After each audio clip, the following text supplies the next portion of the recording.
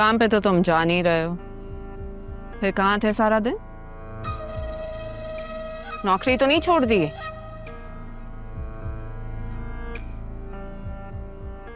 कुछ पूछ रही हूँ तुमसे।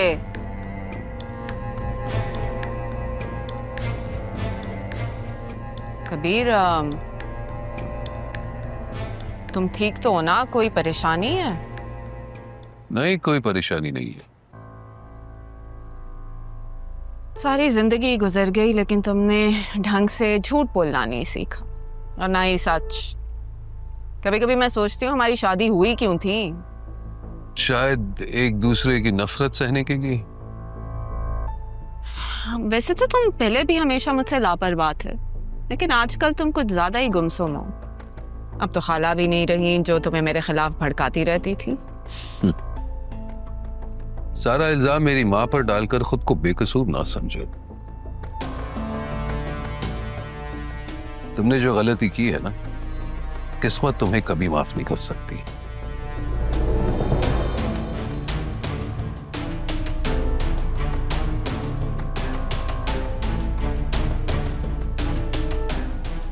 ऐसा क्या किया है मैंने? किसी का आशियाना जलाकर खुद के घर में रोशनी की थी ना। तारा की बात कर रहे हो? वैसे हैरत है तुम भूले नहीं हो उसे अभी तक।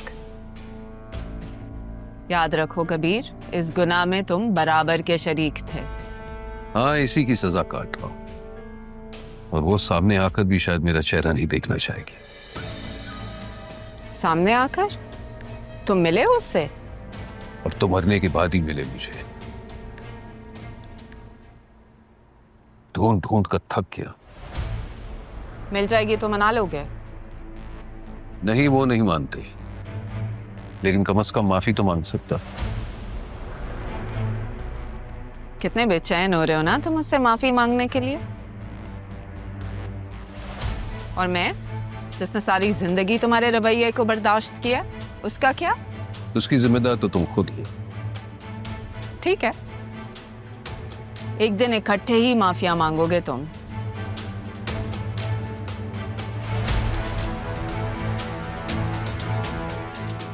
देखना मैं क्या करती, कब और कैसे तुम्हें मजबूर करूं।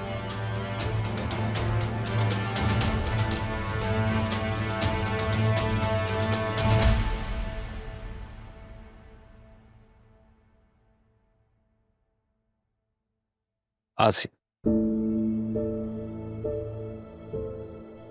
क्या बात की है तुमने आप ही से?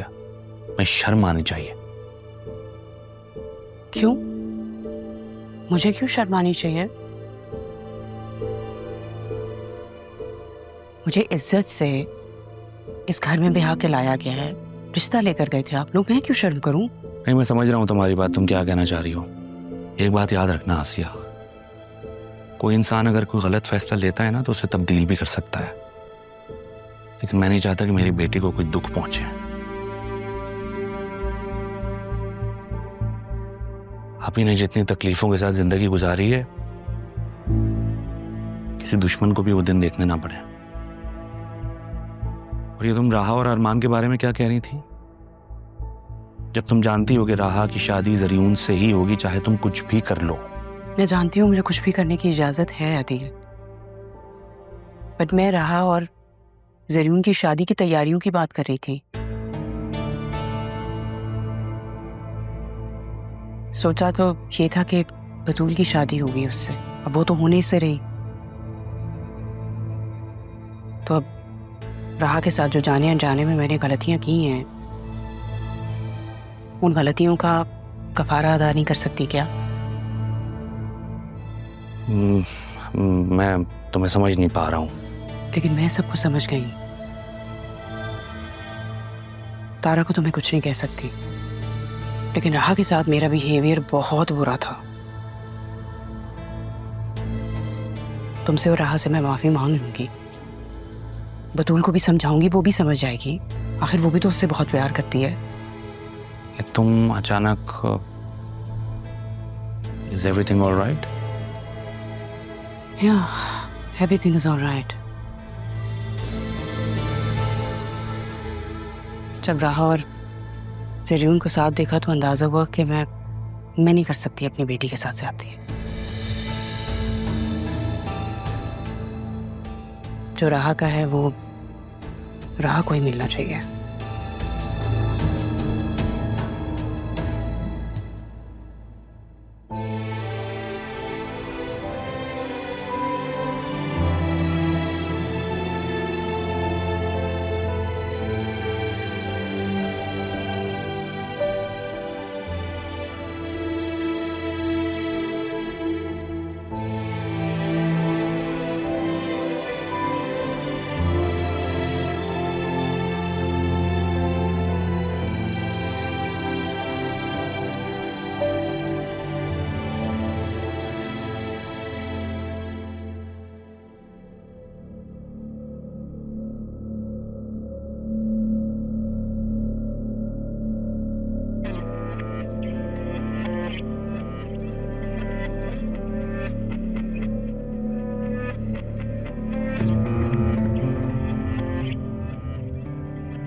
अस्सलाम वालेकुम डैड। Good morning. मॉर्निंग। कैसे हो? मैं ठीक। डैड आप दादा जान के घर क्यों नहीं जा रहे हैं? अतील चाचू पूछ रहे थे मुझसे।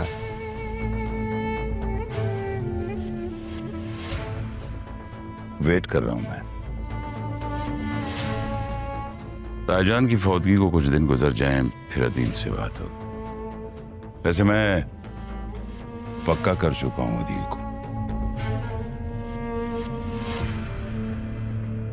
अब तो हमने उसे डेट देनी है शादी की। वो सब तो ठीक है, लेकिन आप मुझसे फोन पे हर वक्त तारा जी का पूछते रहते थे।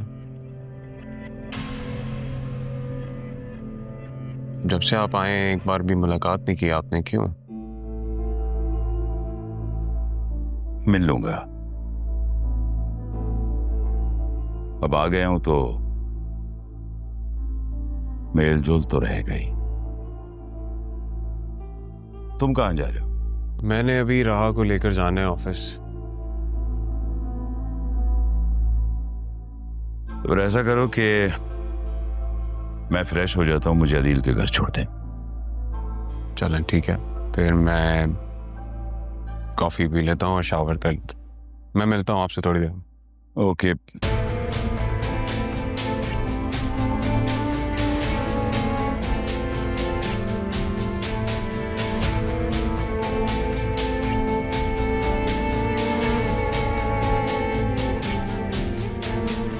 अदील, मैं इतने दिन ताईजान की वजह से बात नहीं कर सका तुमसे।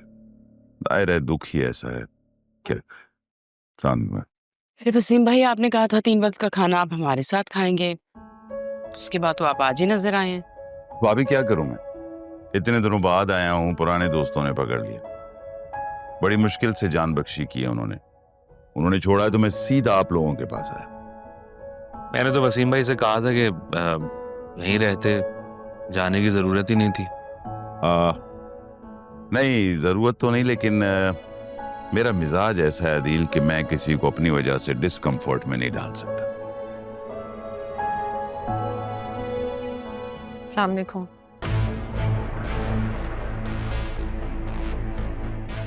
वालेकुम सलाम। कैसी हो तारा? ठीक हूँ। मैं ज़रियून के निकाह की बात करने आया हूँ। आओ बैठो।